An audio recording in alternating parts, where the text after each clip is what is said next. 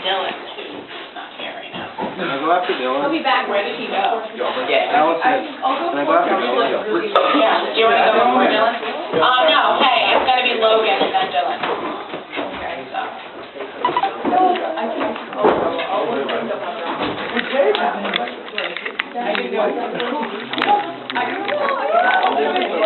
Very, very active.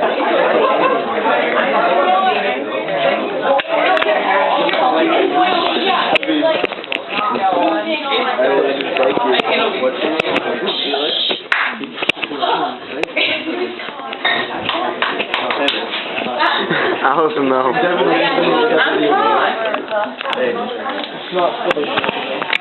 Go get me a shot.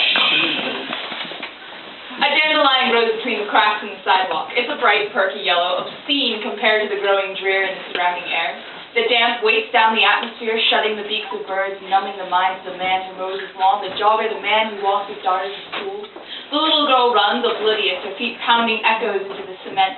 She misses the dandelion by barely an inch, but doesn't dare pause because the breeze is keeping her alive. She's a nymph now, didn't you know? She learned about them yesterday during story time. Her father walks with a leisurely pace behind her, checks his watch, attempts one more time to erase the frown in his brow. The man at the mower turns off the machine and tilts his head up at the sky just in time to catch the first few drops of the last summer rainstorm of the season, the kind that disperses the heat and hits everything with a vicious strength that's meant to test. The jogger glances at the first few dark spots in the asphalt and turns up the iPod's volume a couple notches, picking up speed with a tiny grin. Slowly, the deluge begins. At the bottom of the hill, the little girl weeps over a scraped knee. Her father sits on his heels beside her, unaware that his Oxford and slacks will be ruined and he'll have to change again before he goes to work. Raindrops kiss the broken skin and erase the small redness that leaks from it. Yards away, the dandelion bends, bruised and battered, and still alive, despite the weight on it.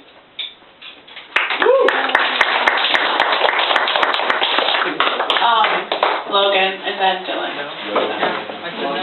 I was warning you. That was really good. Lego my Logan.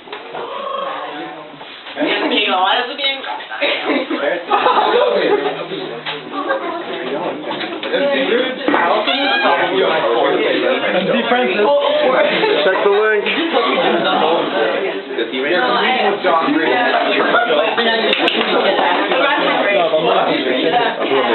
No, he doesn't. Well, I haven't seen much of him. I mean, he's awesome. Yeah. You got to like a two-touch of Henry and everybody's like, hey, guys! Hey, shut up. Someone on the stand. Did I just start it? Yeah. Come on, man. It's it. I was caught in the center, spinning, sickening, and just waiting for a way out. The door is to the left, you said. You screamed, rather. I felt it rattle my bones, and I felt it level me out. You know, it resonated through me like a tunnel in a park around 11:30 on a Tuesday night, and I tried to flee from it. I thought I could run away from my problem, this thing that shakes me at all times, this thing that makes me forget who I am, this thing that when it creeps up my spinal cord, into my brainstem, and slithers its way into my conscience, does a wonderful deed of derailing my train of thought and allowing me to think of the worst. When will things get better? Will my life ever be sane again? My questions have easy answers. The answer is that this is what's real, for right now. And until then, I'll be caught in the center, spinning, sickening, and just waiting for a way out. Woo! That's really good. Did you write that? Yeah.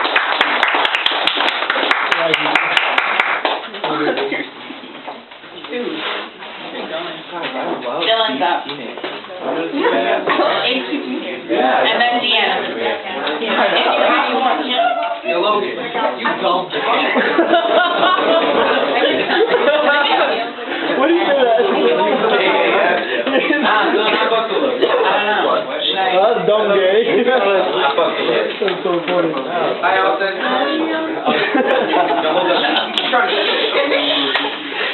I said that in class because of funny thing. Oh, I'm sorry, my beat.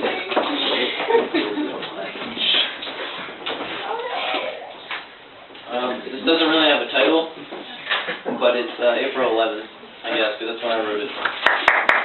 I feel that. The other day, I noticed how much things change. In many ways, I find it to be strange how 2 years ago recently seemed to be near. But I know damn well that it won't in 2 years. None of you get it, that seem not to make sense. Well, it's not my dollar that's making your sense. If you don't understand, you didn't know what that meant. Your wit's like blowing sand, you don't know where it went.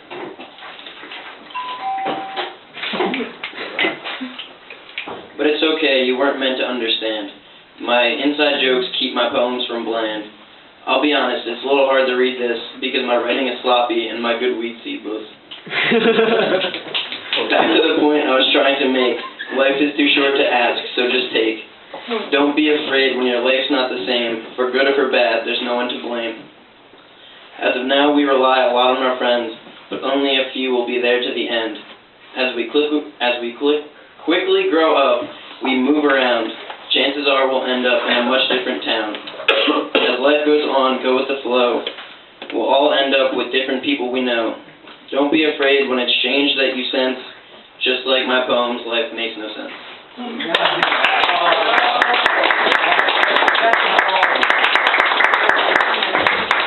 That's dumb gay. Fuck you, man. Dumb gay. Oh, Fight me, that's pussy. good shit, dude. Crew. Do you have any more? I think it's been crew. Yeah, I got some. Just right now, I lost Then it. you're DMS. Oh my God. Well, Matt. No, it's all stuck also Do you have more? Just really you have. Alright, then DMS, Matt, No Wi-Fi, it won't. Wait, can I go drinking? Shut up, Lou. DNF, Matt, Antonio, and Hank.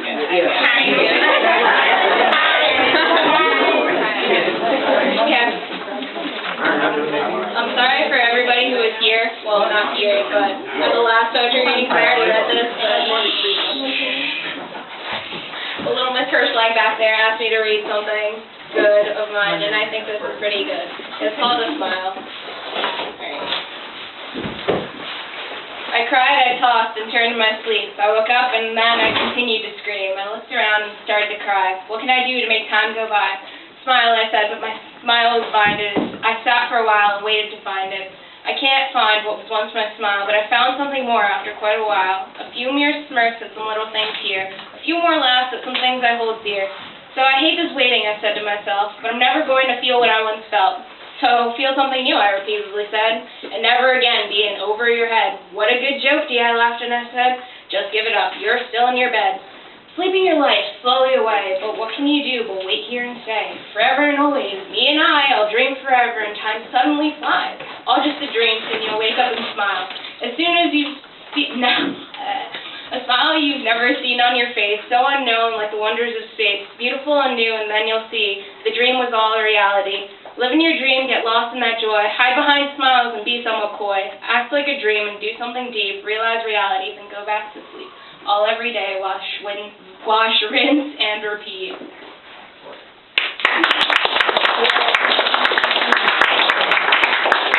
Take Max up and then Antonio.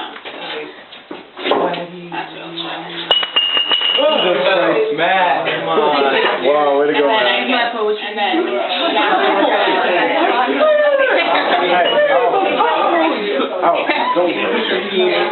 Don't I try to compliment. Feel better about myself. That's encouraging.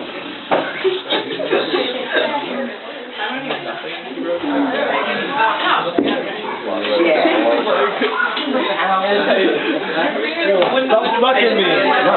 Stop fucking me. Hey. Stop fucking me. Shut up. Hey, Yaka. Hey. Shut the fuck up.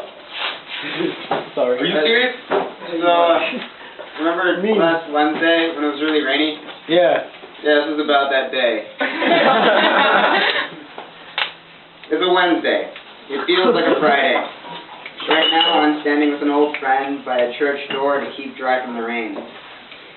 When we went out, we thought it was done raining, but we found out it wasn't. We're talking about school, about life, and watch the sky as bursts of lightning jump from place to place. We talk about science. I find out that it's no longer raining, so we start to walk home. All of the flowers are bright, but the dark clouds deepen in their hues. What? But the dark clouds deepen their hues. We talk about art and poetry. We are honest.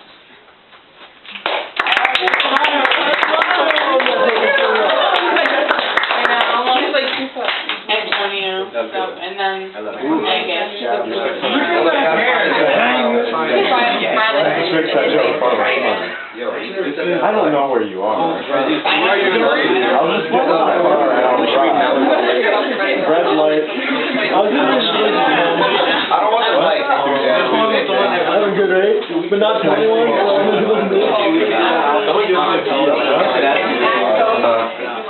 It's called flashing lights. You know, like the song Light? You know that song? Yeah. Don't like flashing. Yeah. Okay. Dark nights, a weight on my shoulder, and a memory I can't forget. I can't forget you. What the hell am I supposed to do? Stare out the window like it meant something, when it probably didn't, but I felt like it did. I'm tired of being sad and drowning in feelings that don't feel a thing for me. I just want to be whole, but whole is nothing if it wasn't incomplete in the start.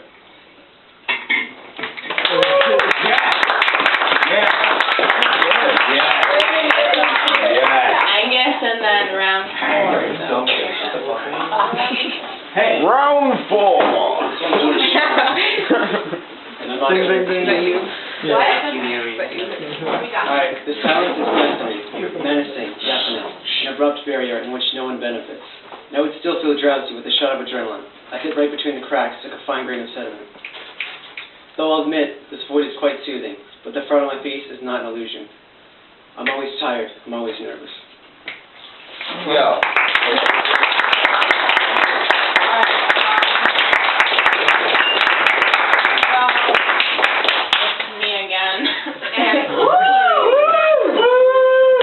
Is this the podcatcher one? This is probably the most pretentious poems I've ever written. Yeah. Which, like, takes a lot because it's poetry, so, like, oh my god, it's so pretentious. So you guys can't judge me now, because I've already admitted that it's really pretentious. I'm judging you all the time. I know, Leslie always judges you. We never cease to judge you, Alex. It's fine. Just too easy. Whatever. Does this one have a title? Oh, this one, My Grandfather's People. Oh, Yeah. that's a good one. Yeah. People like it's so pretentious. My grandfather's people were corralled like cowboys' cattle, dragged barefoot, battled miles from land they had settled long before. Burial grounds, home. And to the very tip of the United States of America, and to the republic for which it stands, one nation, under God, indivisible, with liberty and justice for all, except the original founding fathers and their wives only covered in deer hides and their babies with black hair and slightly slanted eyes. And people don't believe me because I am so fair. Your mother is blonde. It's called Revlon. Your grandfather wears cardigans. My poppy was born 3 months too early, so small he slept in a shoebox. And ever since he was told to keep his big nose down, oh no, I just tan well, keep his hair short, to be the white man. And although I've never heard an Indian story, he doesn't go to church either. Woo!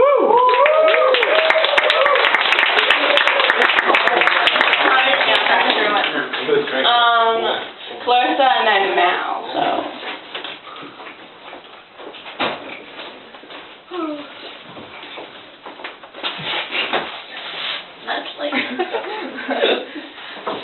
This poem is entitled Perception, and it's a lot cuter than any of Allison's songs, so. I have cute poems. Cute in a very sadistic way.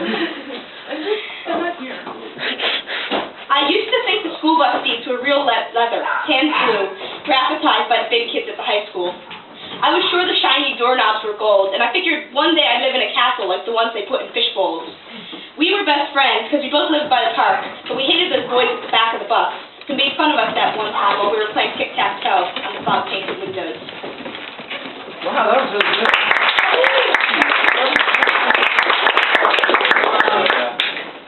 Mountains next, and then Ben. I'm going to memorize it, guys. I'm not going to read anything next. That's next. Oh, wait, you're not? Oh, no, I am. But I think this is the last round, that's what you're saying. No. Oh, no? We're going to the home. I I have enough memory for that. In my phone, everything I've ever written. I've never written anything.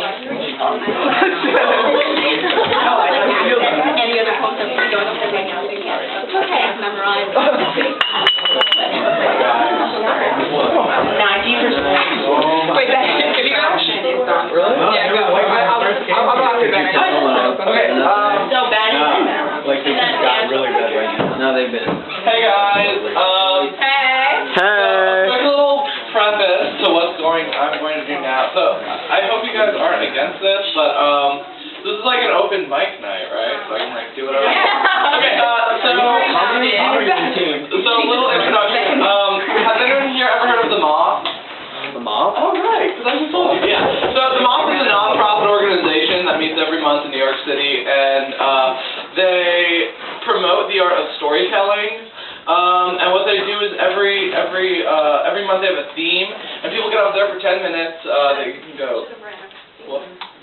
It's fine. And they go up there, no notes, nothing pre-done. There's a theme, and you have to tell a story in the vein of that theme. And so I'm going to do that. So can someone like start at like a 10-minute timer? Does anyone? Yeah. Just so I know. Wait, no, the theme is not a topic too? What? No, I'm just gonna tell a story. So. No, but I think it's doing Wait, can we do like a whose line is it anyway? Like somebody pick a topic? No, we can do that next time. No, it can be next time because he gets a little bit of time to think. Thanks. Yeah, they release the theme a week before the thing. So if you just did a 10-minute timer, just so I know, because like 10 minutes is like around the max. Like they like set up the like after Okay. Gynecologist. So this isn't gonna be like super eloquent, and it's not gonna be like scripted or anything. So I'm just gonna like tell a story. Most of you already know the story, but what? You're ready, Leo. Oh wow, that's rude. Woo! Lost away. Okay, so as many of you know, I recently took a trip to Japan, and prior to this trip, I was really into like young adult fiction, and I know most of you guys have probably read the Perks of Being a Wallflower, but I really connected to that book my freshman year.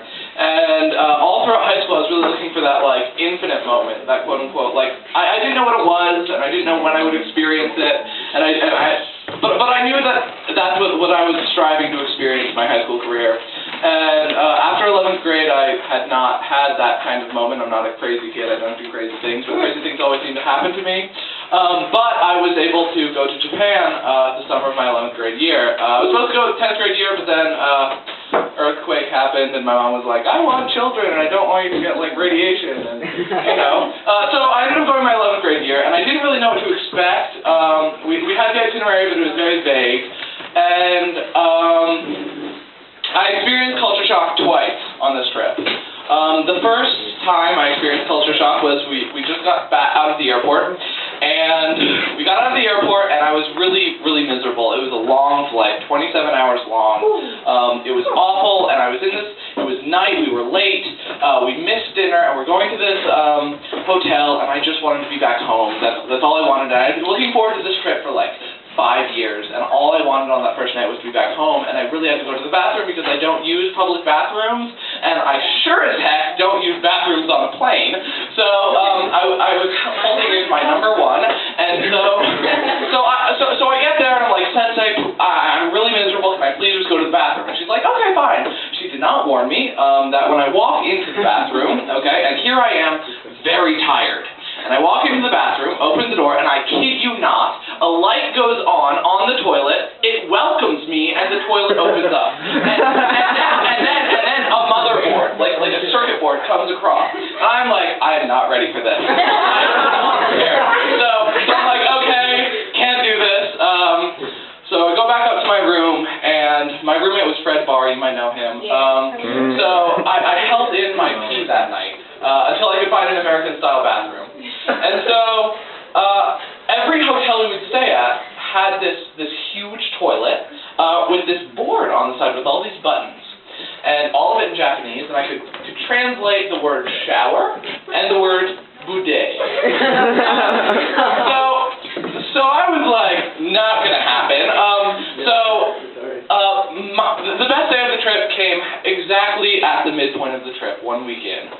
And during the day, we were getting ready for dinner. We stayed at a ryokan, which is a traditional Japanese inn, which also has an onsen, which was like a hot spring.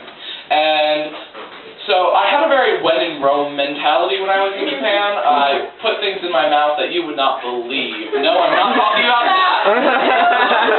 No, but it was crazy. And so before we went to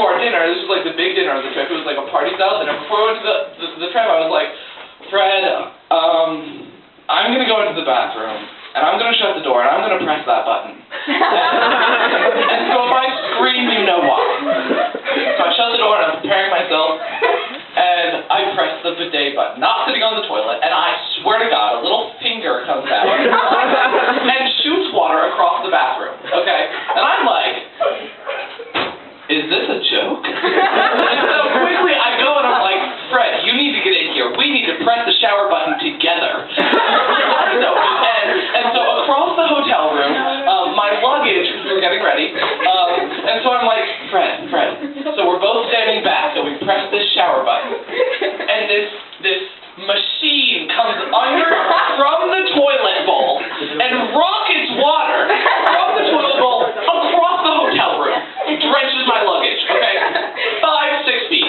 And I was like, if I was sitting on that toilet, I would have been sodomized. Okay? And that is not okay. So, needless to say, I was very happy to get back home. So that was my first kind of culture shock. Now, the second, after dinner, we were at this, in this ryokan. It was very traditional, so everyone had to wear a yukata, which is a Japanese robe. Now, it is very traditional.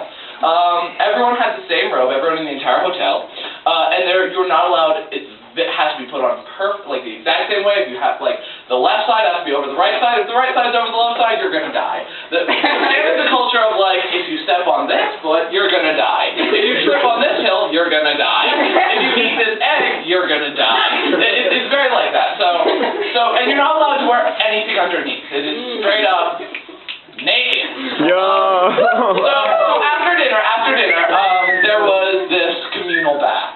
And I had a very when in Rome mentality, but you could tell some people were very uncomfortable with it because this one kid, I'm not going to name names, you guys don't know him, but because beforehand you have to shower before getting into the hot spring because it's all natural and a lot of chemicals, and then you have to shower afterwards, naked. So this one kid, he literally spent 45 minutes showering. I don't know. Yeah. But thankfully for the gaijin, who are the Americans, you are allowed a small towel to cover your manhood. So I was like, okay, I can deal with this. Get naked, I'm showering, looking at everyone, okay. I was with everyone, and I was like, okay, we can do this. This isn't that weird. And so we get into this giant pool by ourselves, and at this point we're kind of weirded out because all of the Japanese men are staring at us like those stupid idiots. And we were like, what is wrong?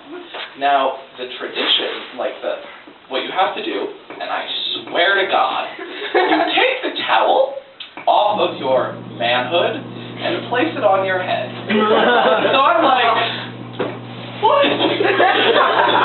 So I do, and it was really amazing because being in that sort of situation, there are a few things that can bond someone.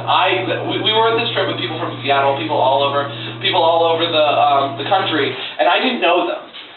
But there are some things that will bond people together.